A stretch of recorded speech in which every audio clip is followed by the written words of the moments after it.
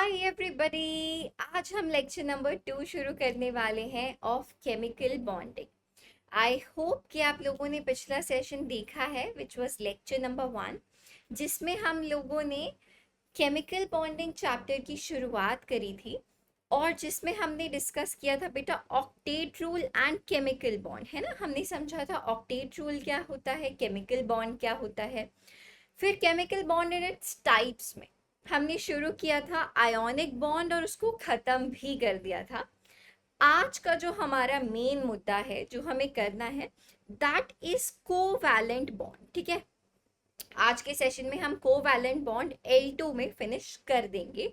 Rest of the things बेटा हम L1 lecture में लेक्चर नंबर 1 में फिनिश कर चुके हैं, जिसमें हम लोगों ने काफ़ी कुछ डिस्कस किया ऑक्टेट रूल के बारे में, chemical bond and its types के बारे में। करेक्ट, उसको समझा अच्छे से। तो ये सब कुछ हम लोग ऑलरेडी कर चुके हैं। You can see on the screen as I am scrolling down. और आज के सेशन में हम शुरू करने वाले हैं कोवैलेंट बॉन्ड, है ना। ये रहा हमारा कोवैलेंट बॉन्ड, ठीक है, जो कि हम आज लेक्चर नंबर 2 में फिनिश करने वाले हैं। ठीक है, तो चलो let's take a quick recap कि हमने पिछले सेशन में क्या क्या पढ़ा था। So we studied about ionic bond. वहां पे क्या हो रहा था बेटा, आयनिक बॉन्डिंग में अगर एक छोटा सा रिव्यू देखें, so there was a complete transfer of electron. There was a complete transfer of electron, है ना। हमने देखा था कि जो सोडियम था उसने अपना एक इलेक्ट्रॉन कंप्लीटली तरीके से क्लोरीन को जो है दे दिया। अगर ये क्लोरीन है तो इसको ये इलेक्ट्रॉन दे दिया, तभी ये Na पॉजिटिव बना था और ये Cl नेगेटिव बना था, है ना। और इनके बीच में कौन से टाइप की अट्रैक्शन थी, there was electrostatic force of attraction, यही चल रहा था। Yes ma'am. ना, जब हम बात करते हैं बच्चे कोवैलेंट बॉन्ड्स के बारे में, ठीक है, so there is a mutual sharing of electrons. अभी भी जो मुद्दा है ना वो वही है कि हम पहले भी ऑक्टेट पूरा करना चाह रहे थे, है ना, या डुप्लेट पूरा करना चाह रहे थे। जिन एटम्स में सिर्फ और सिर्फ एक ही शेल प्रेजेंट होता है वो अपना डुप्लेट पूरा करना चाहते हैं, जैसे हाइड्रोजन, हीलियम, है ना। यहाँ पे भी मुद्दा यही है कि हम ऑक्टेट रूल को यूज करके बॉन्डिंग करना चाह रहे हैं। पर अब की बार मैं अपना इलेक्ट्रॉन, अगर मैं एक एटम हूं तो मैं अपना इलेक्ट्रॉन कंप्लीटली नहीं दे रही हूँ, मैं अब की बार शेयर कर रही हूँ। मैं एक एटम हूँ तो मैं एक एटम हूँ कि चलो यार दोनों ना इस इलेक्ट्रॉन को शेयर कर लेते हैं। ये चल रहा है अब की बार पिक्चर में, ठीक है। So yeah, the bond formed between two atoms by mutual sharing. What do we mean by mutual? आपने देखा है फेसबुक पे कि तुम्हारा मेरा म्यूचुअल फ्रेंड है, मतलब वो मेरा भी फ्रेंड है तुम्हारा भी फ्रेंड है ना। Similarly this is a mutual sharing of electron. अगर कोई दो एटम्स प्रेजेंट हैं तो वो ये नहीं बोल सकते कि नहीं ये इलेक्ट्रॉन मेरा ही है। नो, वो एक एटम ए का भी है और बी का भी है।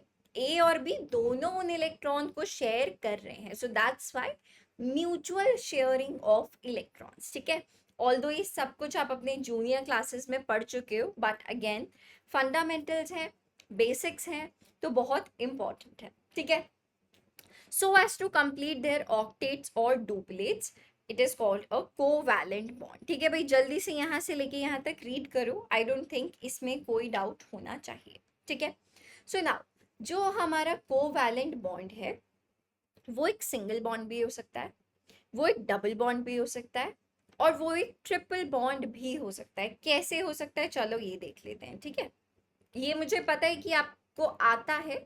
अगर आपको आता है तो फटाफट से आप 1.5x पे देख लो, और अगर बिल्कुल नहीं आता है तो आज समझ में आ जाएगा। ठीक है, चल सबसे पहले हम बात कर लेते हैं सिंगल कोवैलेंट बॉन्ड के बारे में। जैसे कि हमें पता है कि हमारे पास H2 मॉलिक्यूल होता है ना, hydrogen molecule. We have a hydrogen molecule. ठीक है, तो let's talk about it. Hydrogen, ठीक है, एक और हाइड्रोजन, इनके पास बचे कितने इलेक्ट्रॉन्स हैं मैम। इस हाइड्रोजन के पास एक इलेक्ट्रॉन होगा और इस हाइड्रोजन के पास एक इलेक्ट्रॉन होगा। करेक्ट। अब इन दोनों की टेंडेंसी क्या है, इन दोनों हाइड्रोजन्स की, कि ये अपना डुप्लेट पूरा करना चाहते हैं, यानी कि ये चाहते हैं कि इनके आउटर मोस्ट शेल में 2 इलेक्ट्रॉन्स हो। ठीक है, तो देखो अब ये क्या करेंगे, इस तरीके से ना म्यूचुअल शेयरिंग ऑफ इलेक्ट्रॉन्स करेंगे। देखो इस हाइड्रोजन के पास देखो कितने इलेक्ट्रॉन्स हो गए, 2। सिमिलरली इस हाइड्रोजन के पास अब कितने इलेक्ट्रॉन्स हो गए, 2। तो क्या आप ये देख पा रहे हो, this is a mutual sharing of electrons. जो ये इलेक्ट्रॉन्स हैं ये दोनों ही हाइड्रोजन्स आपस में शेयर कर रहे हैं। ठीक है, तो यहाँ पे देखो कितने पेयर ऑफ इलेक्ट्रॉन्स है, there is just one pair of electrons, one pair of electron is being shared, correct, it is being shared, right. तो this is a single bond जिसको अब हम ऐसे भी शो कर सकते हैं, this can be shown like this. ठीक है, एक और एग्जाम्पल चलो ले लेते हैं, this was our example number 1। यहाँ पे हम बात कर लेते हैं एग्जाम्पल नंबर 2 की। ठीक है, जिसमें हम Cl2 मॉलिक्यूल है ना, क्लोरीन F2 मॉलिक्यूल या Cl2 मॉलिक्यूल कैसे एग्जिस्ट करता है। तो देखो here we have chlorine number 1 and here we have chlorine number 2। ठीक है, क्लोरीन के आउटरमोस्ट शेल में कितने इलेक्ट्रॉन्स होते हैं मैम, हैलोजन्स है तो 7 इलेक्ट्रॉन्स होंगे। तो देखो 1 2 3 4 5 6 7। ठीक है, सिमिलरली 1 2 3 4 5 6 और ये 7 है ना। अब देखो जादू, जो पहला क्लोरीन है अब ये क्या चाहता है कि इसके आउटरमोस्ट शेल में 8 इलेक्ट्रॉन्स प्रेजेंट हो। तो यार ये देखो इस क्लोरीन के पास हो गए ना 8 इलेक्ट्रॉन्स। ठीक है, सिमिलरली जो दूसरे वाला क्लोरीन है वो भी क्या चाहेगा मैम, मेरे पास भी 8 इलेक्ट्रॉन्स होने चाहिए।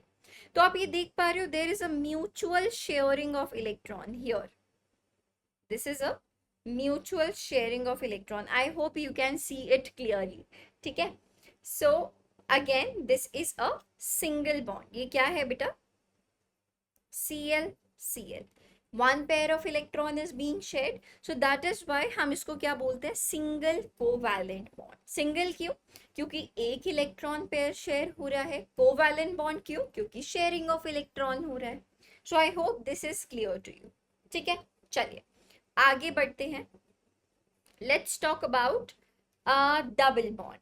डबल बॉन्ड में क्या होगा, जब भी 2 इलेक्ट्रॉन पेयर शेयर होंगे, 2 इलेक्ट्रॉन्स नहीं बोला मैंने, I have said 2 electron pairs, see 2 pairs of electrons. ठीक है, एग्जाम्पल के साथ समझने की कोशिश करते हैं। ऑक्सीजन गैस O2 की तरह एग्जिस्ट करता है ना, O2 मॉलिक्यूल, यस मैम। चलो ऑक्सीजन, ये रहा एक ऑक्सीजन, ये रहा दूसरा oxygen.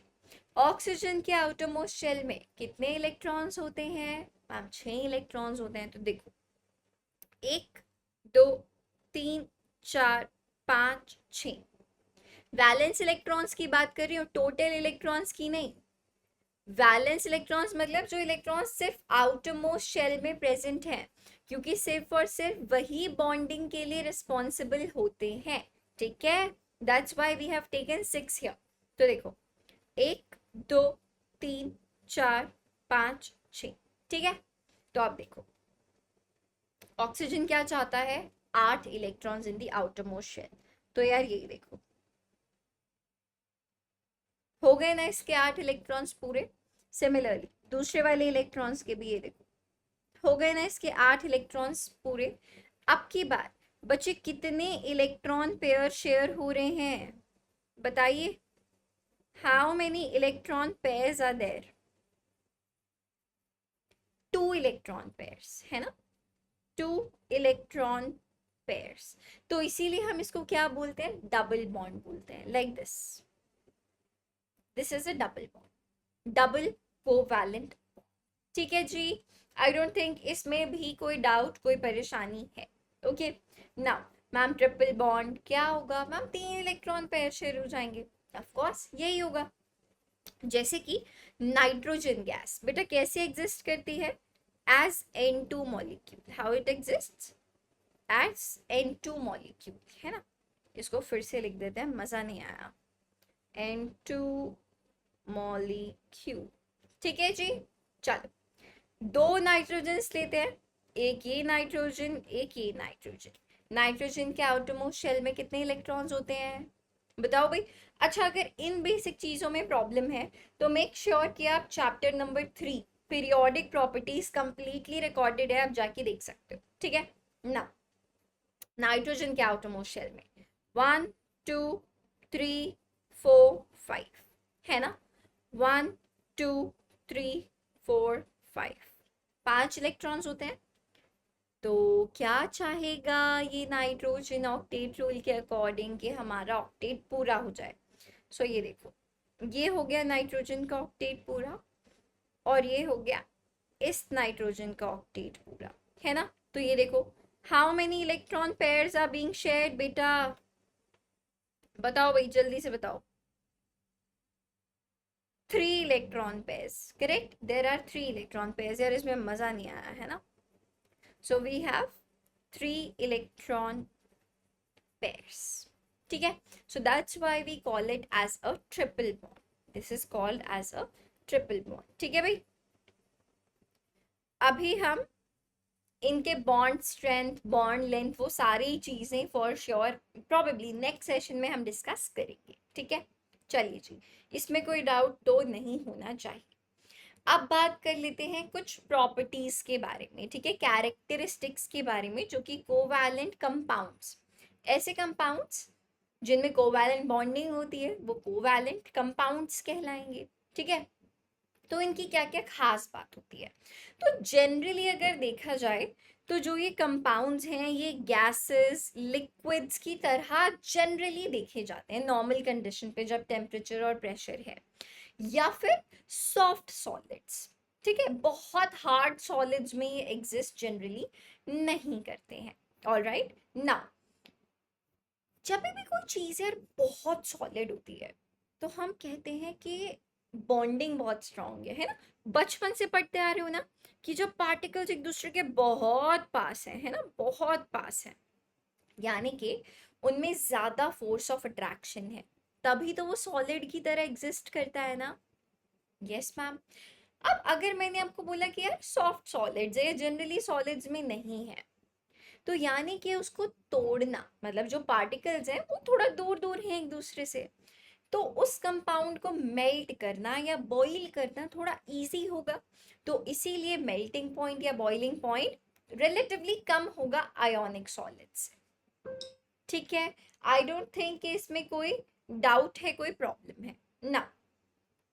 Covalent bond is rigid and directional. अब देखो, हमने पिछली बार जब हम आयोनिक बॉन्डिंग की कैरेक्टरिस्टिक्स डिस्कस कर रहे थे तो हमने उसमें देखा था कि आयनिक बॉन्ड जो है वो नॉन डायरेक्शनल था। लास्ट वीडियो में जाके देखना। अब की बार देखो, this time there is a sharing of electron, है ना।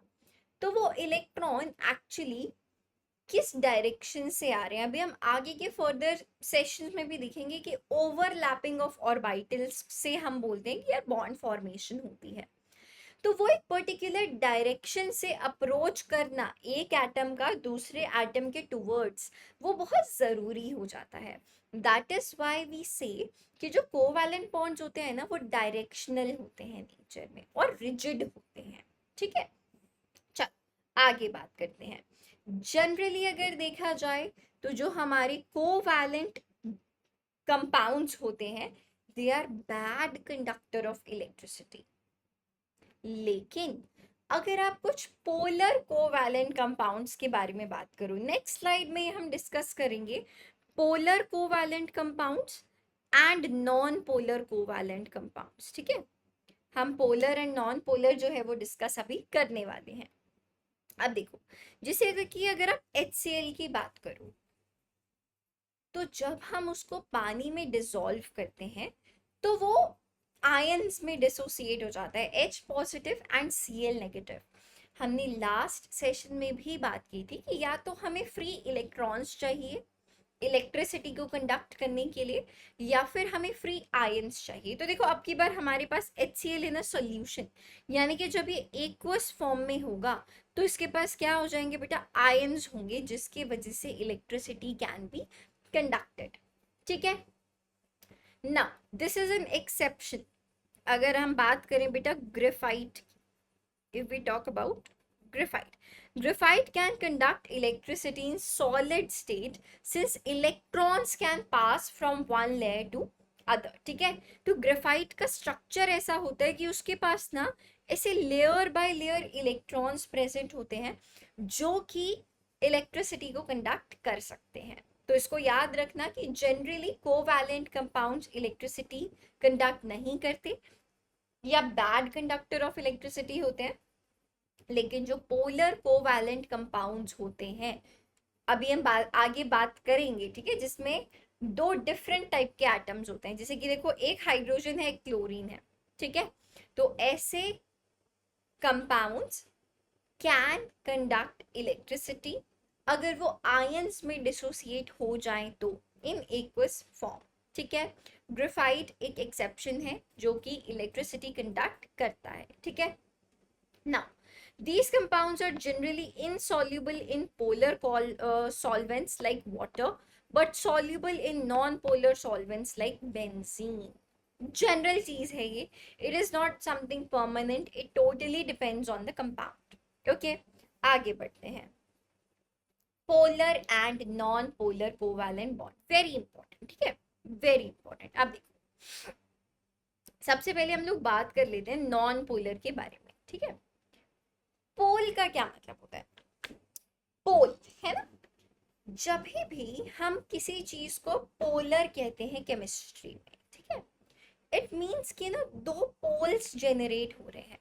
एक को हम जनरली पॉजिटिव पोल देते हैं और दूसरे को नेगेटिव पोल देते हैं। कैसे बोल देते हैं चलो देखते हैं, ठीक है। जैसे कि अभी हमने पिछला एग्जाम्पल भी देखा which was HCl, right. Let's add a new slide, okay, let's take this new slide, all right, I hope it's visible clearly, ठीक है।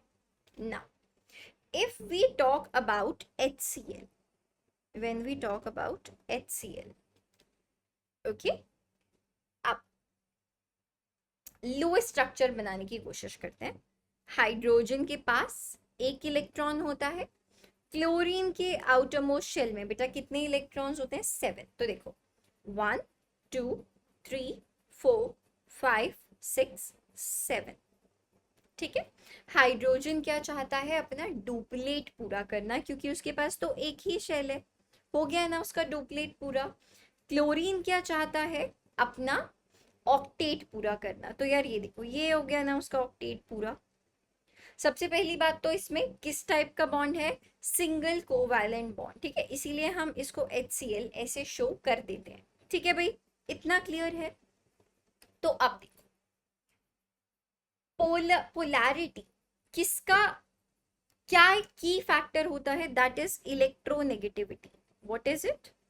इट इज इलेक्ट्रोनेगेटिविटी, ठीक है।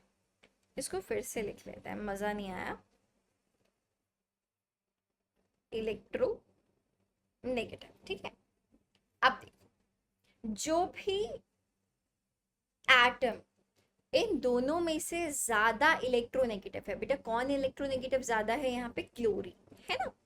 तो क्लोरीन जो ये शेयर्ड पेयर ऑफ इलेक्ट्रॉन्स है ना, जो ये शेयर्ड पेयर ऑफ इलेक्ट्रॉन्स है, क्लोरीन चाहेगा कि ना मैं इसको अपनी तरफ थोड़ा सा ज्यादा खींच के रखूं, ठीक है। तो जो ये शेयर्ड पेयर ऑफ इलेक्ट्रॉन्स है, अगर एक और इसकी डेमोन्स्ट्रेशन दिखाई जाए तो देखो ये है हाइड्रोजन और ये है क्लोरीन, ठीक है।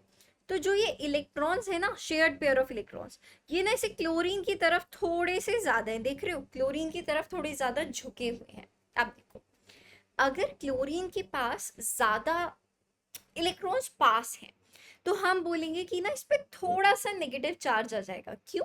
क्योंकि जो इलेक्ट्रॉन्स हैं वो नेगेटिवली चार्ज होते हैं। तो हम बहुत छोटे से नेगेटिव चार्ज को बोलते हैं पार्शियल नेगेटिव चार्ज, तो जिसको हम ऐसे डेल्टा नेगेटिव ऐसे शो करते हैं।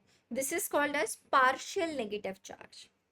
कंप्लीट नेगेटिव चार्ज नहीं है उस पर, पार्शियल है, ठीक है। और अगर हाइड्रोजन से थोड़ा दूर चले गए हैं इलेक्ट्रॉन्स तो उसके ऊपर कैसा चार्ज आएगा? पार्शियल पॉजिटिव चार्ज आएगा, है ना। तो अब देखो, आप देख पा रहे हो कि पोल्स जेनरेट हो गए हैं। एक तरफ पॉजिटिव चार्ज ज्यादा है, एक तरफ नेगेटिव चार्ज ज्यादा है। तो इसीलिए हम ऐसे मॉलिक्यूल्स को बोलते हैं polar molecules, polar covalent molecules. क्यों? क्योंकि इनमें कैसे प्रकार की शेयरिंग हो रही है? Covalent sharing, sharing of electrons हो रहा है। सो this is a polar covalent compound या मॉलिक्यूल। ठीक है, समझ में आया कि हम इसको पोलर क्यों बोलते हैं? Why is it called as polar? Clear है? आगे बढ़ते हैं। तो यार ये देखो, a covalent bond between to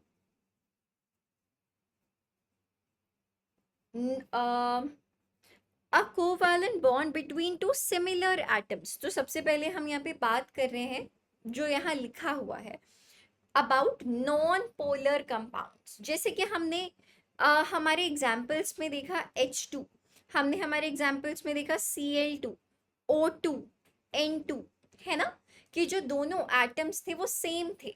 जैसे कि अगर हाइड्रोजन के केस में बात की जाए, तो जो शेयरिंग ऑफ इलेक्ट्रॉन्स है, ये जो शेयर्ड पेयर ऑफ इलेक्ट्रॉन है, ये बीच में बैठा हुआ है। कोई सा भी हाइड्रोजन जिद नहीं कर रहा कि नहीं यार ये मेरी तरफ ज्यादा होना चाहिए, ऐसी सिचुएशन नहीं है। समझ रहे हो? ठीक है जी। जबकि जो अभी हमने HCl में देखा, जो इलेक्ट्रॉन्स थे वो ज्यादा किसकी तरफ झुके हुए थे? क्लोरीन की तरफ। यही इलेक्ट्रोनेगेटिविटी होती है ना, कि शेयर्ड पेयर ऑफ इलेक्ट्रॉन्स को जिसकी ज्यादा खींचने की टेंडेंसी होती है, उसको इलेक्ट्रोनेगेटिविटी बोलते हैं। और क्लोरीन ज्यादा इलेक्ट्रोनेगेटिव होता है हाइड्रोजन से। तो देखो, सब कुछ इंटरकनेक्टेड है, जो हमने पिछले चैप्टर में पढ़ा, जो हम अभी पढ़ रहे हैं। ठीक है, सो या a covalent bond between two similar atoms, hydrogen hydrogen, oxygen oxygen, chlorine chlorine। ठीक है, ये क्या है? नॉन पोलर है, इसमें कोई पोल्स जेनरेट नहीं हो रहे हैं। और when two atoms with the same electronegativity share pair of valence electrons, they form a non-polar bond। समझ में आया? Next, it is polar between two atoms having different electronegativities। जैसे हाइड्रोजन और क्लोरीन की इलेक्ट्रोनेगेटिविटीज डिफरेंट है। ठीक है, a polar covalent bond is a bond which is electron pair is shared unequally between the two bonded atoms। ठीक है, क्योंकि वो अनइक्वली शेयर कर रहे थे ना हाइड्रोजन और क्लोरीन, यही हो रहा था। Yes ma'am. तो आई डोंट थिंक कि इसमें आपको कोई डाउट है। सही है, आगे बढ़ के देख लेते हैं फर्दर क्या क्या यहाँ पे लिखा है। ठीक है, when it comes to a polar covalent bonds, ठीक है, the more electronegative atom, now this is something जो हम आपको ऑलरेडी समझा चुके हैं। ठीक है, this is something जो हम ऑलरेडी समझ चुके हैं। जब भी हम पोलर कोवैलेंट बॉन्ड के बारे में बात करते हैं, जैसे कि HCl हमने सीखा है ना, द मोर इलेक्ट्रोनेगेटिव एटम, जो कि हमारे केस में कौन था? Chlorine, it attracts the shared pair of electrons more strongly. यही हम बात कर रहे थे कि जो शेयर्ड पेयर ऑफ इलेक्ट्रॉन है वो क्लोरीन की तरफ ज्यादा झुका हुआ है, correct, than the less electronegative atom। The more electronegative atoms become partially negatively charged, इसीलिए Cl नेगेटिव हमने बोला, delta negative charge, and the less electronegative atom becomes partially positively charged। यही डिस्कस किया था। देखो एग्जैक्टली वही चीज यहाँ पे लिखी हुई है जो आपको समझाई गई थी। तो मेक श्योर कि आप सारी चीजें मेरे साथ साथ रीड भी करो। ठीक है, पोलर कोवैलेंट बॉन्ड्स की कैरेक्टरिस्टिक्स क्या क्या होते हैं? The atoms have partial charges, delta positive and delta negative, and dipole movement. इसको हम अगले सेशन में डिस्कस करेंगे। ठीक है भाई,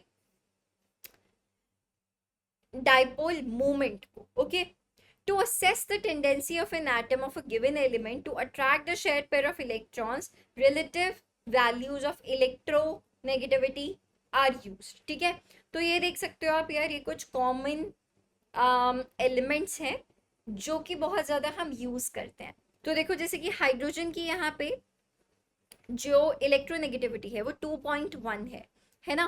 अब हाइड्रोजन से हम कह सकते हो कि कंपेयर करेंगे। अब देखो जैसे लिथियम इज 1, विच मीन्स कि हाइड्रोजन से कम इलेक्ट्रोनेगेटिव है लिथियम, ठीक है। अगर आप बात करो जैसे क्लोरीन फ्लोरीन देखते हैं, देखो chlorine is 3, fluorine is 4, very electronegative, है ना। ऑक्सीजन अगेन इलेक्ट्रोनेगेटिव ज्यादा है, नाइट्रोजन ऑक्सीजन से कम इलेक्ट्रोनेगेटिव है। तो ये बेसिक वैल्यूज का हमें आइडिया होना चाहिए, ठीक है, we should have an idea. All right. अब तो अभी देखो जो हमने आयोनिक बॉन्डिंग पढ़ा, हमने कोवैलेंट बॉन्डिंग पढ़ा, कोवैलेंट बॉन्डिंग में हमने further polar and non polar covalent bonds पढ़ा। तो अभी तक क्या चल रहा है स्टोरी में कि ऑक्टेट रूल जो है वो हम फॉलो करा रहे हैं, है ना। कि यार आउटरमोस्ट शेल में इस तरीके से बॉन्डिंग हो रही है कि फाइनली जाके 8 इलेक्ट्रॉन्स पूरे हो रहे हैं, ठीक। लेकिन ऑक्टेट रूल एक हद तक ही करेक्ट था, तो उसके भी कुछ लिमिटेशंस हैं, कुछ फेलियर्स हैं जहां पे ये बॉन्डिंग को जस्टिफाई नहीं कर पाता ऑक्टेट रूल। तो अभी हमें इसकी लिमिटेशंस पढ़ने हैं बेटा ऑक्टेट रूल के, ठीक है। दो इट इज यूजफुल, पर ये यूनिवर्सल नहीं है, it's not like it works everywhere, it's not like that, okay. It is quite useful for understanding the structures of most of the organic compounds, and it applies mainly to the second period elements of the periodic table, ठीक है। ज्यादातर जो elements second period में present हैं उनके लिए ज्यादा useful है, ठीक है। एक्सेप्शंस देख लेते हैं। इनकम्प्लीट ऑक्टेट, ठीक है, जैसे कि अगर आप sorry, let's talk about BCl3, ठीक है, ये रहा बोरॉन, ठीक है। बोरॉन के आउटरमोस्ट शेल में बेटा कितने इलेक्ट्रॉन्स होते हैं? Hydrogen, helium, lithium, beryllium, boron, है ना। So basically the atomic number is 5, so boron is 2,3, correct. यानी कि इसके आउटरमोस्ट शेल में 3 इलेक्ट्रॉन्स प्रेजेंट हैं। तो देखो 1 2 3, ठीक है। अभी अगर मैं बात करूं क्लोरीन क्लोरीन क्लोरीन, ठीक है, BCl3 हमें बनाना है। क्लोरीन के आउटरमोस्ट शेल में 7 इलेक्ट्रॉन्स प्रेजेंट होते हैं, तो 1 2 3 4 5 6 और ये 7, है ना।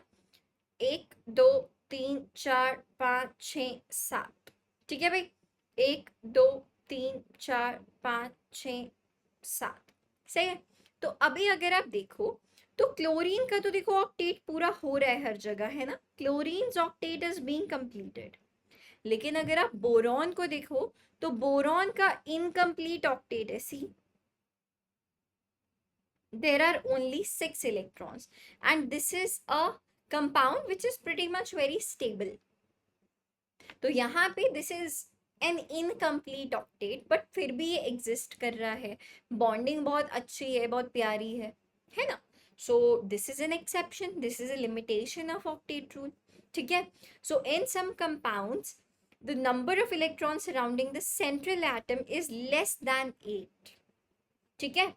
This is especially the case with elements having less than 4 valence electrons. BCl3 में देखो सेम केस है, LiCl में भी, BeH2 में भी, ठीक है। तो या आई होप पहला एक्सेप्शन आपको समझ में आ गया है। आगे बात करते हैं ऑड इलेक्ट्रॉन मॉलिक्यूल्स, जैसे कि NO या NO2। अगर आप देखोगे ना तो इसमें एंड में जैसे नाइट्रोजन के पास आउटरमोस्ट शेल में 5 इलेक्ट्रॉन्स होते हैं, है ना। So this is again an exception to octet rule, odd electron molecules, ठीक है। नेक्स्ट है एक्सपैंडेड ऑक्टेट। पहला हमने देखा इनकम्प्लीट ऑक्टेट, अब की बार है हमारे पास एक्सपैंडेड ऑक्टेट, जैसे कि PCl5, एग्जाम्पल इज PCl5। तो देखो ये रहा फॉस्फोरस, ठीक है, एंड से 1 2 3 4 5, ठीक है, ये आ गए हमारे पास 5 क्लोरीन। फॉस्फोरस के आउटरमोस्ट शेल में बच्चे कितने इलेक्ट्रॉन्स होते हैं? 5। तो देखो से 1 2 3 4 5, ठीक है। क्लोरीन के आउटरमोस्ट शेल में कितने होते हैं? 7, ठीक है। सो 1 2 3 4 5 6 7, 1 2 3 4 5 6 7, 1 2 3 4 5 6 7, 1 2 3 4 5 6 7, ठीक है जी। तो देखो क्लोरीन का हर बार ऑक्टेट पूरा हो रहा है अभी तक, राइट? ये देखो क्लोरीन का ऑक्टेट पूरा हो गया, ये भी पूरा हो गया, ये भी पूरा हो गया, ये भी पूरा हो गया, और इधर हमने बनाया नहीं क्या? अच्छा ये वाला क्लोरीन रह गया, 1 2 3 4 5 6 7, ठीक है। तो इस क्लोरीन का भी ऑक्टेट पूरा हो गया, ठीक है। लेकिन अगर आप फॉस्फोरस को देखोगे, इसका एक्सपैंडेड ऑक्टेट है यार, ये देखो जो बॉन्ड्स शेयर हो रहे हैं, ठीक है। थोड़ा सा मेसी हो गया है, but I hope you will understand, ठीक है। तो देखो 2 4 6 8 10, तो इट हैज एक्सपैंडेड ऑक्टेट, इसके पास 8 से ज्यादा इलेक्ट्रॉन्स प्रेजेंट हैं इसके ऑक्टेट में, समझे? सो PCl5, SF6 is an example, ठीक है। आप बोल सकते हो क्या चीज? PCl5 is an example, SF6 is an example, ठीक है। So these are the exceptions. इसके अलावा ऑक्टेट रूल किस चीज के ऊपर बेस्ड है बेटा? कि हर एटम जो है अपनी next nearest noble gas configuration achieve करना चाहता है, but some noble gases themselves they react, जैसे कि जिनॉन बहुत सारे कंपाउंड्स बनाता है, XzF2, XzOF2, XzF4, काफी सारे कंपाउंड्स बनाता है, ठीक है। तो that was a clear thing कि that octet rule is based upon the chemical inertness, कि जब इनर्टनेस मतलब कि वो रिएक्ट नहीं करता, ठीक है, of noble gases. However, some noble gases, example xenon and krypton, they combine with oxygen and halogens as well to form numerous compounds. Okay? This theory does not account for the shape of molecules. हमें octet rule से shape का नहीं पता चल रहा, इसीलिए देखो मैंने PCl5 भी जो बनाया था वो एग्जैक्ट शेप में नहीं बनाया था, ठीक है जी। It does not explain the relative stability of the molecules, being totally silent about the energy of molecule. Energy of molecule का कुछ नहीं पता था हमको, ठीक है। तो आज के सेशन में बच्चे हमने ऑक्टेट रूल भी डिस्कस कर लिया है। So that is it for today. I'll see you in the next session. Till then, bye bye and all the best.